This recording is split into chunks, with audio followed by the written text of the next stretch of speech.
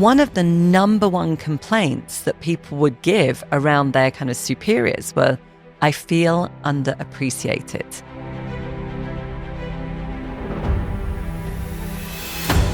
All of these fears that are actually in the web of an organization, and the leader is responsible for the energy of an organization.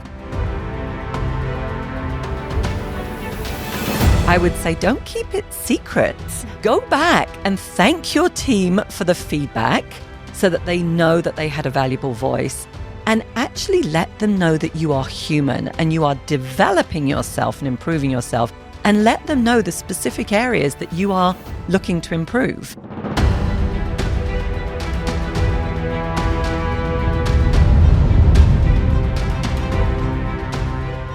Hey everyone, it's Tamara Thompson with Broadcast Your Authority, and I'm super grateful for our next guest that flew in from Scottsdale, Arizona.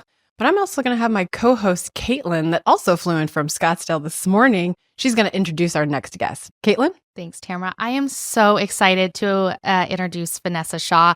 I've known Vanessa for years. I've had the chance to be a part of her different programs over the years. Vanessa is an international recognized business success coach with an all-around dream maker attitude. Her passion for helping entrepreneurs find freedom with her Business Growth Academy program. Whether you're trying to break that 8-figure ceiling or make a difference in the world, Vanessa specializes in helping women-owned business owners, especially attorneys, grow and scale their practices without the overwhelm and burnout. I know for me, I've personally changed. We do not do overwhelm in our business, specifically because Vanessa, I am so excited to have you here.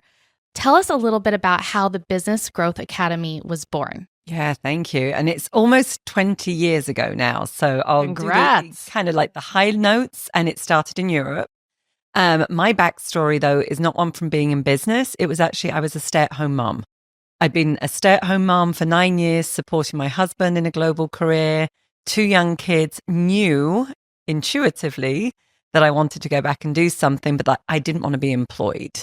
And so back then, I actually trained as a life coach, which was very novel, especially living in Switzerland. It was not really a term that was used then. And no sooner was I in that world that I landed. I kind of specialized in health and well-being in my early days. It's what I knew. I'd had 2 pregnancies, had to get back in shape afterwards. So it felt like the easy thing to help women with.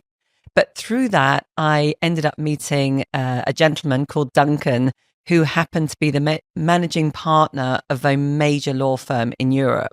So I really wasn't a life coach for very long at all. I kind of life coached him a bit, and he had some health and wellness goals, and then said, hey, I'd love to bring you into the firm and for you to pitch to the partners a program that was all about peak performance, resilience, stress management, because he said, our partners, they're worth an awful lot of money, but they are incredibly stressed out. There's a lot of responsibility.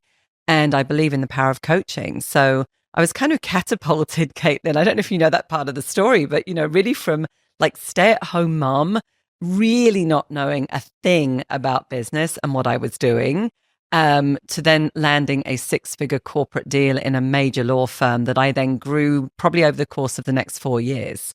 So that was how it all got started. Wow. What an incredible story. How did you get over here in the States? So linked to that, again, it's a great, because everybody always says that, well, hang on a minute, you were over there, you were in Switzerland and France, why Scottsdale? And now it's actually Carefree where I live.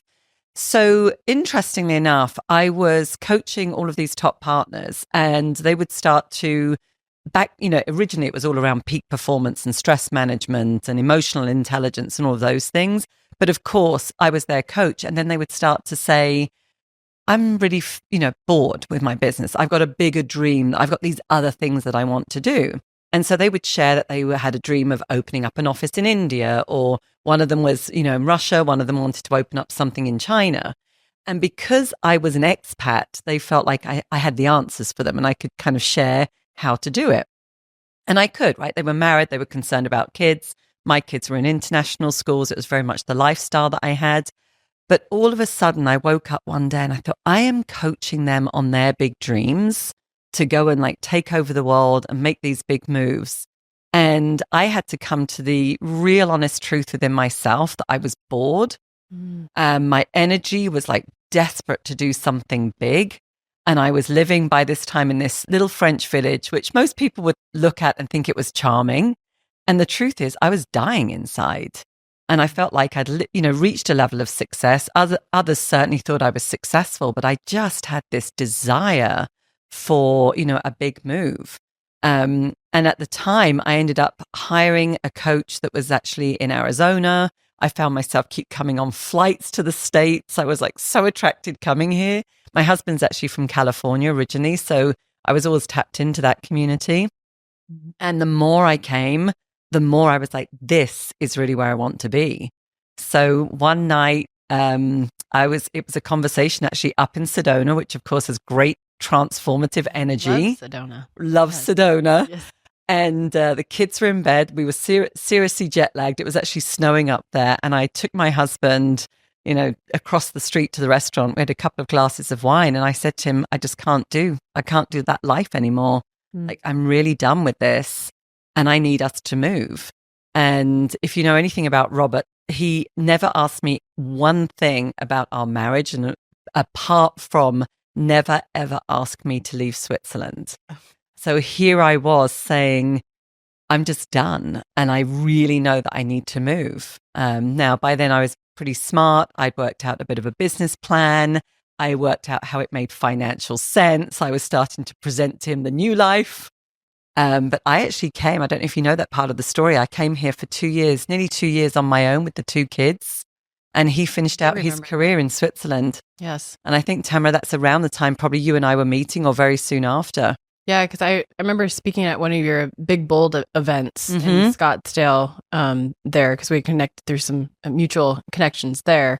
But yeah, you had told me that and I was like, wow. I was like, kudos to you for just taking the leap like that. Like, because I mean, a lot of people as founders in general, everybody has that story. I mean, everyone's, gets lonely or depressed at some point, or they need a shift, and at this point you help people, you help founders actually shift into that leadership spot too, because as you're growing as a founder, I think a lot of people step into, different experiences where they're like, I'm a founder or a CEO, but really when you are a leader, you're actually leading your team on that side. So can you tell us a little bit more on that side? And I think here, again, it's kind of like tapping back into, right? I mean, I'd had a level of success, my business was doing what I wanted it to do back then. I was really happy with it, all of those good things, but it's that something was lacking, right? Yeah. And I had this bigger dream for the business. I actually had a dream to be running events, live events, and that's the world that you kind of met me in, which I did for many years. But for me, it was about tapping back into like desires, like what's really back in here and like listening to that. And that is scary. I mean, when I go back to that story of the Sedona story, going back to Switzerland, it was actually supposed to be a 3-year plan to leave. And I actually sold up everything so rapidly. Like it just started to shift so rapidly. And I was like, there's no way I can do 3 years. And within 11 months, I had sold up everything in Europe, got my kids out of schools that they would never get back into because the waiting list was so long, and landed in the States. So for me, like leadership, there's a big part of leadership that's inherent in it. Yes, when we're the founder and we're a solopreneur, we've got to lead ourselves, right? But as you say, then we start to shift into, now I want to lead others. I want to get others involved in this mission that I'm on.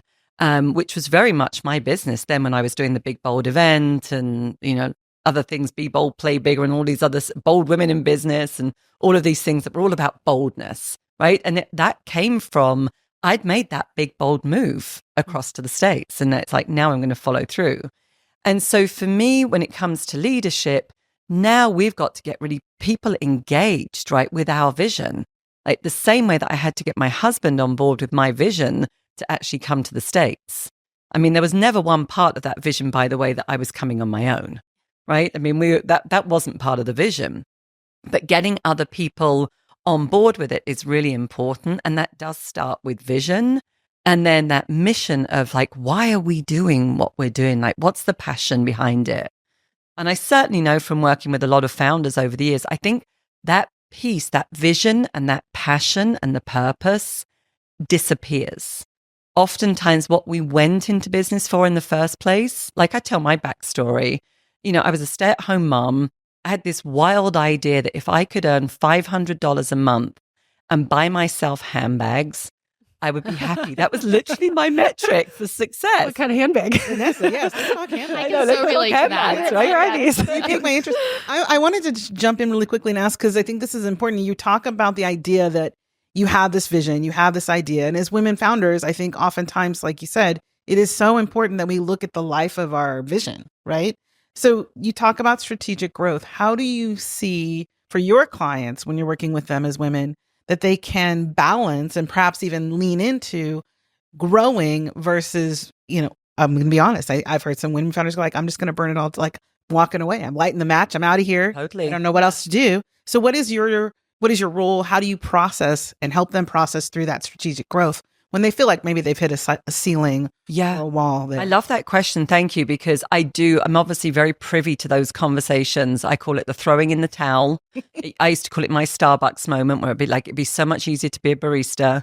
I've heard attorneys recently tell me that they want to go back to corporate. No, never. They Never typically that? don't. No, My women don't say that because That's they good. left it for a very good reason. Yeah. But they are, they're like, I could go and do something else. Perhaps I'll be a coach like you, Vanessa. Dog walker was one recently.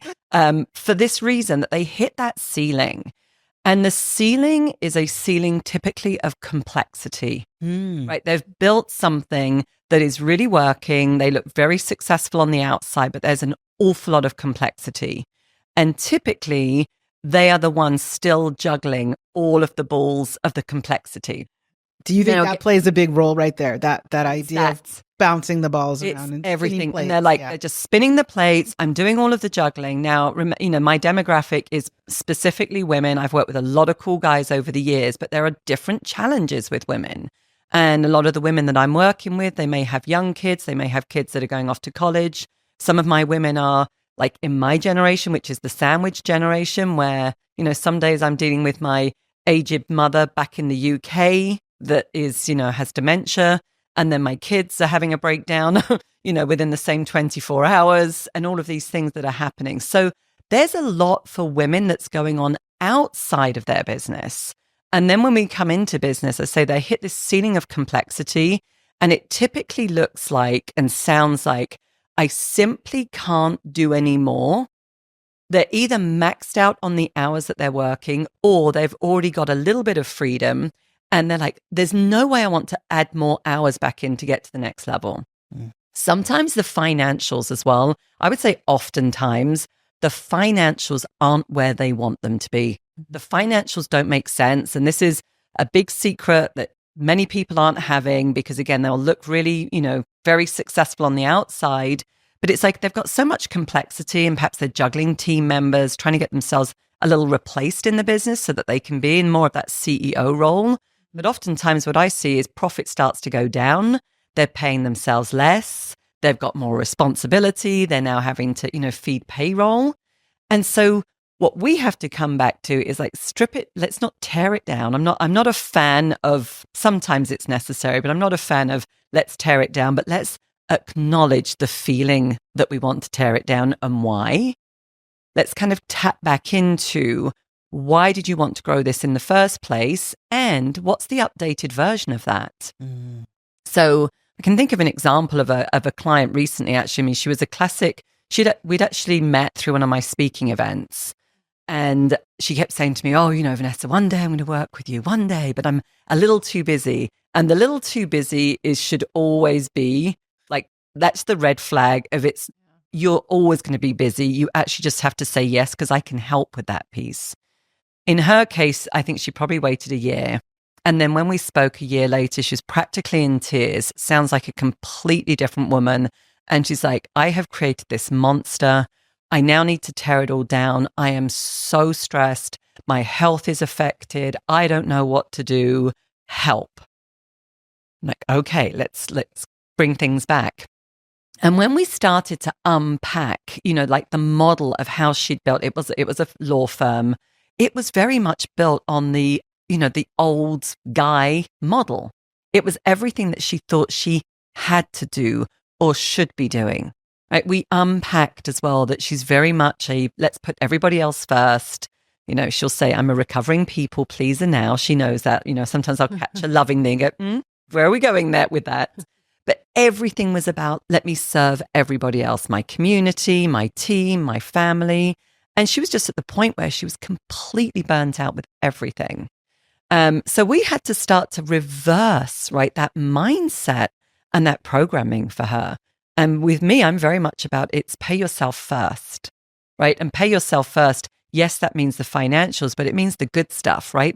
What brings you energy. Like she was keeping things on her plate because she didn't want to offend team members by giving them boring tasks, even though they would have been probably more skilled at those so-called boring tasks and would have done a far better job, right?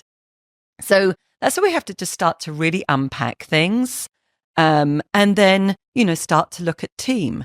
How was she, what was her model of team? And I'm, again, I start to reverse things. I need to get some paradigm shifts in there. But I'm like, your team is there to support you and your vision, right? It's not for you to be babysitting them and feeling like you're constantly dragging them around, which is exactly how she described it. You've got this powerful vision. You're incredibly gifted, amazing legal work in her community. Like we've got to get people that buy into that and are really excited for that and not coming with their entitled, attitude. So it's a lot of really shifting that founder where I do it all to there's still things that she's doing and practicing. But what are those things she's going to get off of her plate, build a team around her, and as I say, lead the team, not micromanage and babysit the team. The kind of fast forward on that one, because there was just a really great result that frankly, I didn't even know at the time. And she was making a referral and she said, Vanessa's like the queen of profit. She said, you've got to work with her. I call her the queen of profit. She said, I'm $200,000 better off.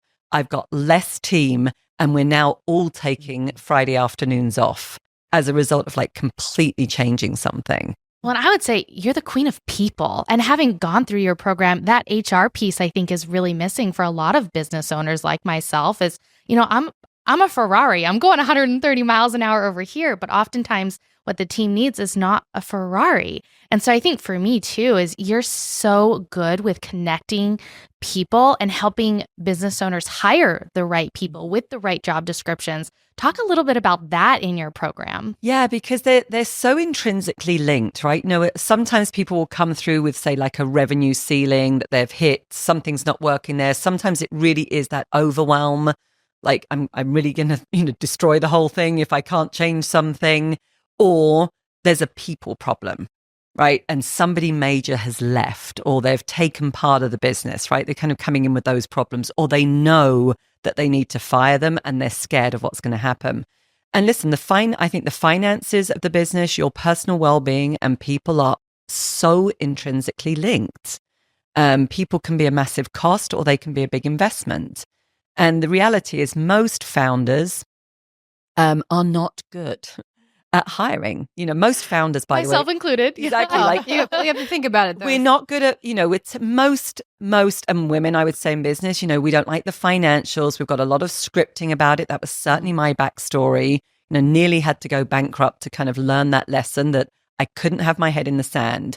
So oftentimes I find, we're not looking at the numbers. So we don't really know, what to look for there and kind of what the indicators are or what metrics we should be tracking.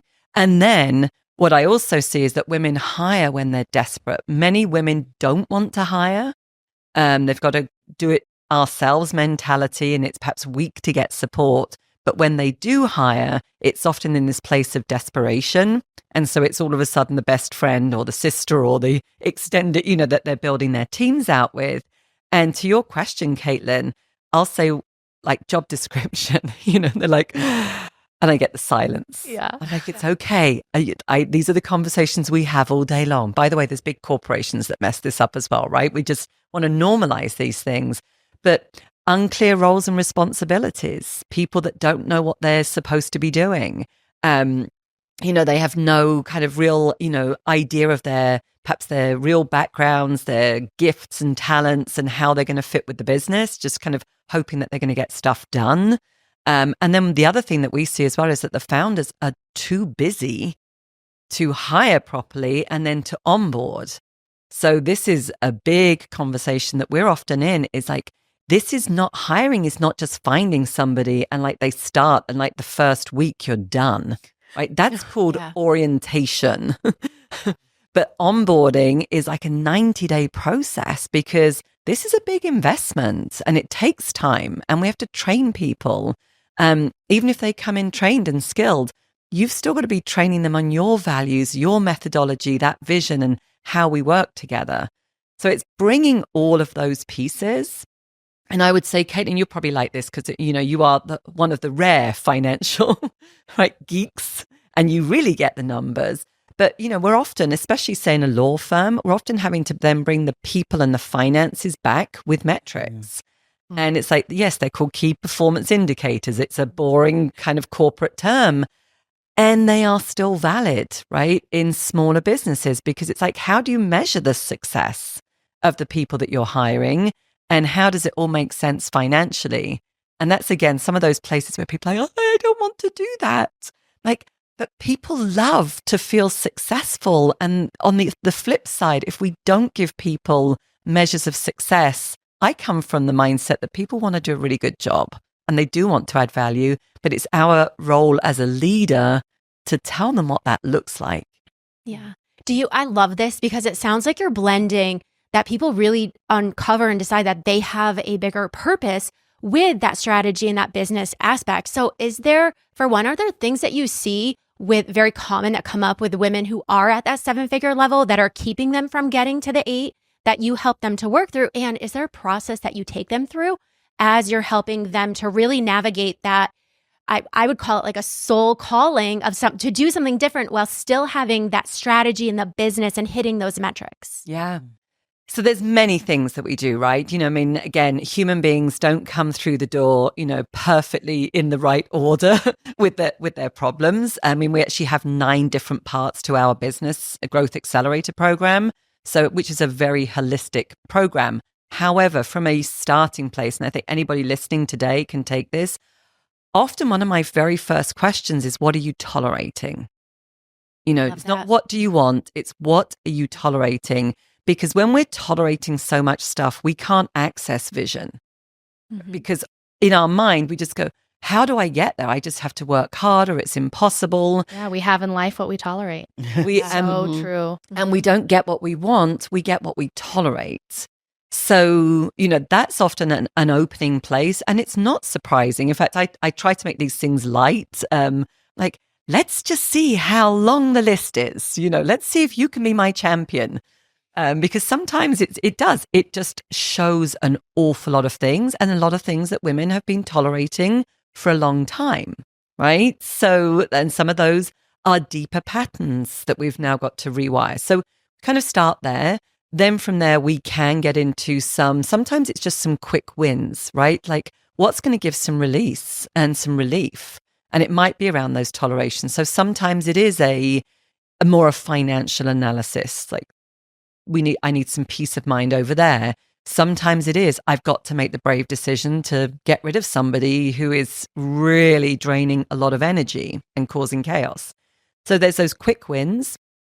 And then we typically start to, we come to vision. Like, let's start to get, where do you want to go to? What are kind of like your 3 big priorities? Like, let's make the next 12 months successful, but it's not 56 things. Mm-hmm. It's 3 core things that you could really get behind. And interestingly enough, those 3 things tend to fall into 3 buckets because I'm tracking it. One's always related to money. Now, there's a lot of things that touch money. So it might be sales that they've got to, upgrade their client base. We call them champagne clients in my world. It's kind of a fun term. But it might be around they've got to have better sales, they're retaining clients more, or each client's got to be worth more, right, to get to that next level. So it's not necessarily about multiplying clients, but it could be about having better clients because that makes life and business easier. So there's always something around the financials, whether it's sales, looking at the numbers, understanding profit, where those things are going. There's always something around people, and whether that's people leading better, I've got to get myself out of the weeds so that I actually can be more effective, think about the team, start coaching the team, start empowering the team. There's always something there. And very interestingly, Carrie, you will love this one. There's always one around energy. Yeah, I can imagine. Always one. Yeah. Well, women do everything, like responsible for the house, responsible for relationships, responsible for marriage, responsible for their business. Yeah. You juggle a lot of balls. Yeah. The amount of times that they'll say, oh, this sounds really, and that it's typically prefaced with, well, this sounds really silly. It starts. And I typically know, of course, but I just want to feel better. Yeah. I have a client and, she used to call herself the Tasmanian devil. She was just so on the edge.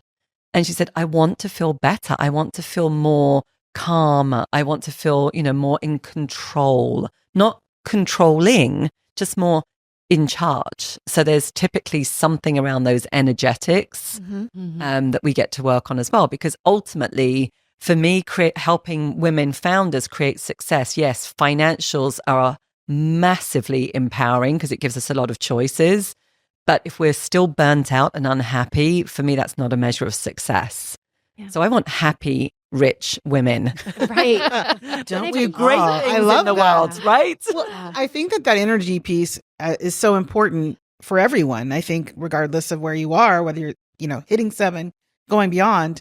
Do you think there was a big catch there, though, at that 7+ moment where they really have to change their energy to be in a place to open to the vision and to be more adept at making those big changes? Yeah, I love that question. Thank you for asking it, because yes. And I think honestly that those levels exist everywhere, right? For women cracking the first 100K, it's only about 85% of women-owned businesses never go over 100K. So it's about, I think it's less than 2% that go over that 7-figure mark, so we are really in the minority once we start to hit those thresholds. But the energy piece is so important, especially when it comes to building team and trust. Because this, again, when I was doing a lot of executive development work back in Europe, I would run 360s. And sometimes I was running like hundreds and hundreds of these within an organization. And one of the number one complaints that people would give around their kind of superiors were, I feel underappreciated. Mm-hmm. It was the number one thing that people would say, I just feel undervalued and underappreciated. Have you had a conversation with your boss around this? I couldn't possibly, and this is an energy, it's an energy that's being given off of they are unapproachable. They are stressed out. I'm concerned they'll snap my head off. I'm concerned about what might happen. I mean, all of these fears, right, that are actually in the web of an organization, and the leader is responsible for the energy of an organization. 100%. And that's what I always say, right? So it's down to us.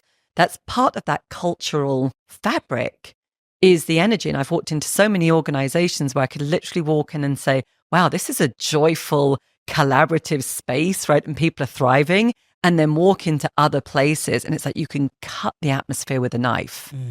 So yes, it is really important, because as it comes later to team, to developing them, to mentoring them, what's really important for team members is to feel that they have a psychological safe space. That brings the longevity as well. You're not kidding, right? It's really going to be about retaining. They want to feel appreciated. They want to feel heard. They want to make sure that they're being, they can bring things to the table as well. And like with our team, the majority of our team has been working with us for 4 or 5 years at this point, because we have a Slack channel, the Wednesday wins, like come in there and tell us something, they're like celebrating of a client's compliment or a successful launch or something, like empower them to make sure that they feel like they're being a part of a journey too. Because if you come in as a CEO or founder and you're just controlling the situation, you're not opening up the doors for them to allow for, more positive energy. Yeah. And it's so important. That seems like it speaks to value too, right? Like value the people that you're working with, and people want to feel valued. Yeah. And they perform better. Like if you have an atmosphere where people feel like they can be themselves or they're appreciated, they show up and perform so much better because they're tapped in as well. Totally. And that's when it comes back to stress. When people are stressed, then we're fear-based. And we're not going to be creative. We're not going to bring ideas to the table. We actually are going to make mistakes, right? I mean, all of those things that happen. And we're also human. So I'm always about like, let's give permission to be human. And again, with my leaders, I'll often say that share what you're working on, especially when I was doing that in big corporations. If we'd done the 360 and they had something to work on, I would say, don't keep it secret. Like, go back and thank your team for the feedback so that they know that they had a valuable voice, and actually let them know that you are human and you are developing yourself and improving yourself, and let them know the specific areas that you are looking to improve. And you might even get them on board sometimes, you know, have those conversations. That's what makes you different, though. And that's what I think I love about you is we all know that people don't leave bad jobs, they leave bad bosses. I love that. We all know that it's about connecting at the workplace. But leaders, and especially bigger organizations, they don't know how to create that. And I think, you talk about that in your program around how to really implement that at the highest of levels to make sure that it does infiltrate the fabric. And I just, that's just such an amazing gift you have. Thank you. I also think, though, as well, it's back to giving women permission to like really be authentically themselves. And I don't mean authentically the stressed version, because that word can get thrown around and it's like, well, this is the way I am. No, I'm talking about your best self, right? That's really where that authenticity comes from. And women are naturally collaborative. We love to be in relationship. Yes, we are more emotional beings, right? But I think those are our natural strengths. And when women start to I'll often say to them jokingly, is there a permission slip I need to write today? And they're like, yes. And then it's like, what's on that permission slip? But sometimes the permission to be ourselves, because we've all been brought up in a world that probably has told us we're too much, we're not enough. I was certainly too excitable, too emotional growing up, like all these twos. Mm-hmm. And I think we're stifled. And then that's what I hear from women a lot is, well, this was the way I saw it done before, or this was how it was in my family, or my father did it this way, or I was in a male organization before. And we've got to start to see that there's a completely different model of leadership for women that is intuitive, that is more aligned, that can bring a lot of really great values of kindness and humanity right into organizations. And I think that those are the places where we really attract amazing talent. And yes, they do way better work, right? Yeah. And really loyal when people have those wonderful environments to work in. Yeah. Vanessa, for those that are watching today, how can they get in touch with you if they've really resonated with you? Can you share with them a little bit more about how they can reach out to you if they're interested in learning more about your programs and things like that? Yeah, totally. So on the main website, businessgrowthacademy.com.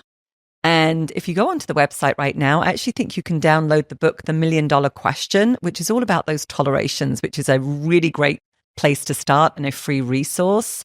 You can also find me on Instagram, Vanessa Shaw Coach. I'm on LinkedIn as well. And I also have a podcast for women that is called Get Rich Without Being a Bitch.